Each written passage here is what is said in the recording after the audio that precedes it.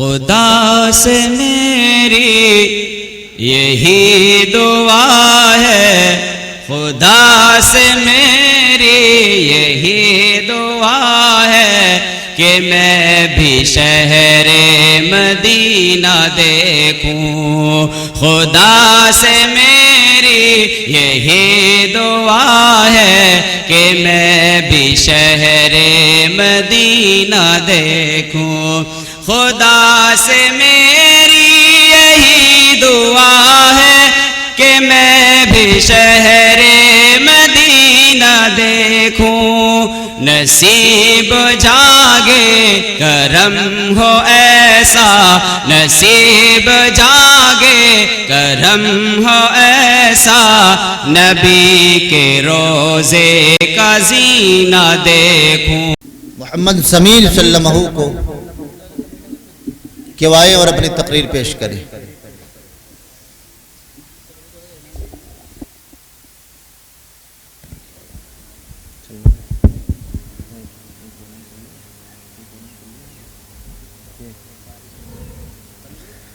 السلام علیکم ورحمۃ اللہ وبرکاتہ۔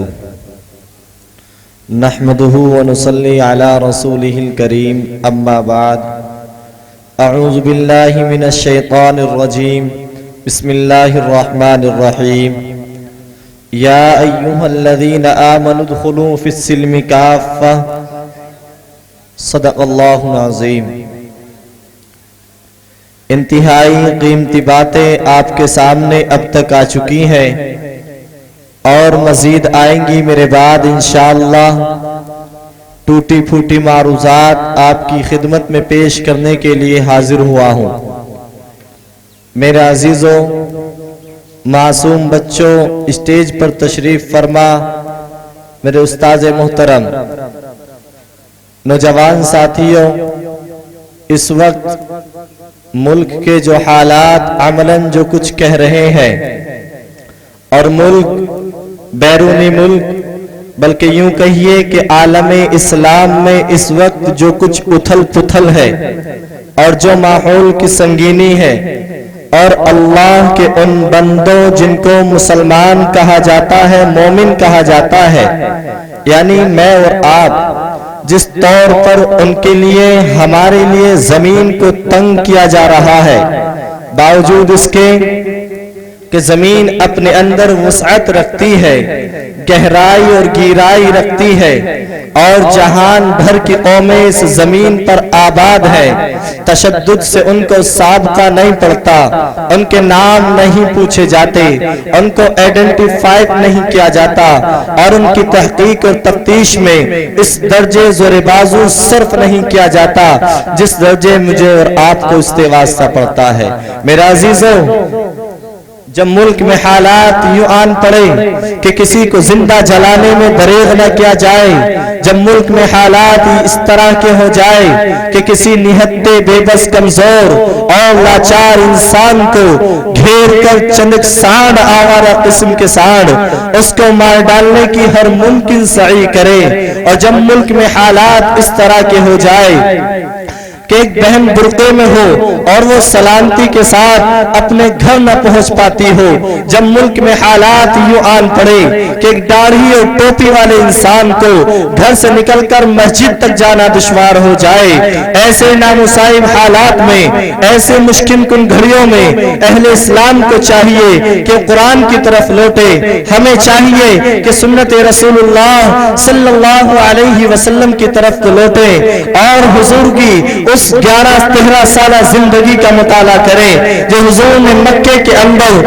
13 سال جافشانی کے ساتھ ایام کو گزارا ہے۔ ایک ایک گھڑی کو پڑھے، ایک ایک لمحے کو پڑھے، ایک ایک منٹ اور سیکنڈ کو پڑھے، ابو بکر، عمر، عثمان و علی کو پڑھے، کیسے اصحاب بدر نے اپنے ایام کو کاٹے ہیں، کیسے صحابہ دار ارقم کے اندر رہے ہیں، کیسے سہمے انہوں نے کعبۃ اللہ میں سجدے کیے ہیں، اور تمام تر مشکلات मुश्किलात को गुजरने के बावजूद वो इम्तहानात की उन घड़ियों तक पहुंचे हैं कि वो जान ले भी सकते हैं, वो जान दे भी सकते हैं, वो जीना भी मोहम्मद के नाम पर चाहते हैं, वो मरना भी मोहम्मद के नाम पर चाहते हैं। उनकी सुबह भी इस्लाम है, उनकी शाम भी इस्लाम है, वो जीते भी कुरान के लिए है, वो मरते भी कुरान के लिए है।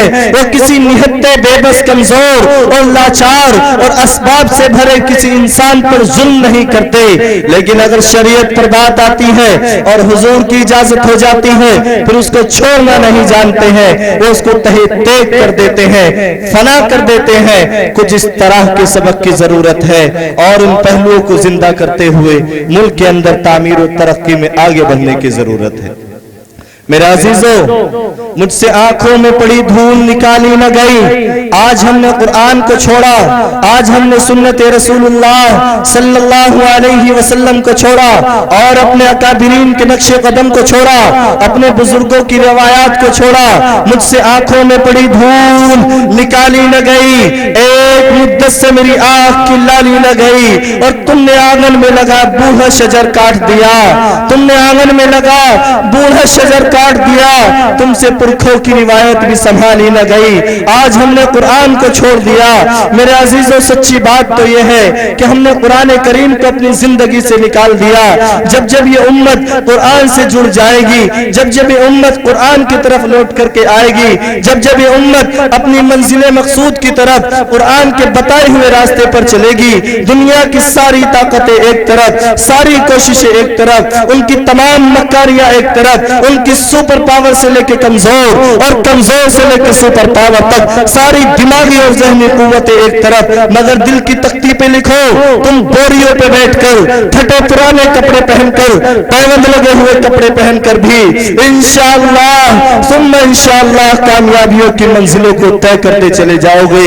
मेरे अजीजों, आज जरूरत इसी बात की है, हर घर कुरान से सजा हो, हर जबान कुरान की तिलावत से मुअत्तर हो, हर दिल कुरान की तिलावत से मुनव्वर हो। देखा ये जा रहा है जैसे जैसे कुरान से दूरी बढ़ रही है वैसी वैसी मुसीबतों में इजाफा, इम्तहानात में इजाफा, वैसी वैसी हमारे ऊपर शिकंजे कसते चले जा रहे हैं। मेरे अजीजों, ऐसा हो नहीं सकता कि हम कुरान से पूछे अपनी बीमारियों की दवा, अपने परेशानियों का हल और कुरान खामोश हो जाए, ये हो ही नहीं सकता।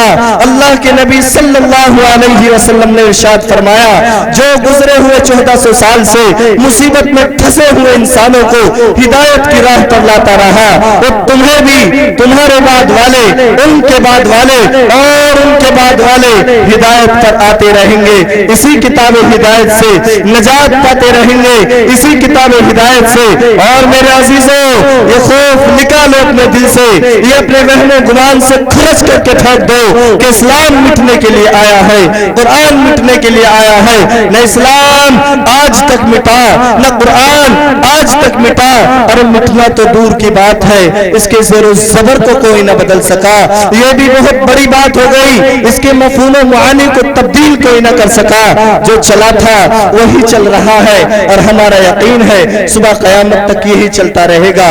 इसलिए कि इस कुरान करीम की हिफाजत की जिम्मेदारी खुद मालिक के अर्ज़ो समा, इसी किताब के नाजिल करने वाले रब्बे दो जहान ने ली है। और जिसकी हिफाजत पर वो आए, वो बहते दरिया में मूसा को निकाल कर उसी दरिया में फिरौन को डुबोना जानता है कौल मोहम्मद कौल खुदा, फरमान न बदला जाएगा, बदलेगा जमाना लाख मगर कुरान न बदला जाएगा।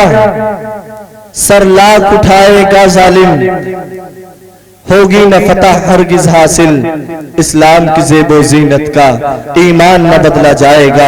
अल्लाह रब्बुल इज्जत की बारगाह में दुआ करते हैं, अल्लाह ताला हम तमाम को इन तमाम बातों पर कहने सुनने से ज्यादा अमल की तौफीक नसीब फरमाए और अपनी जिंदगी का हर हर पहलू अल्लाह के नबी सल्लल्लाहु अलैहि वसल्लम की सीरत के मुताबिक गुजारने की तौफीक मरहमत फरमाए। आमीन व आखिर दावाना अनिल हम्दुलिल्लाहि रब्बिल आलमीन।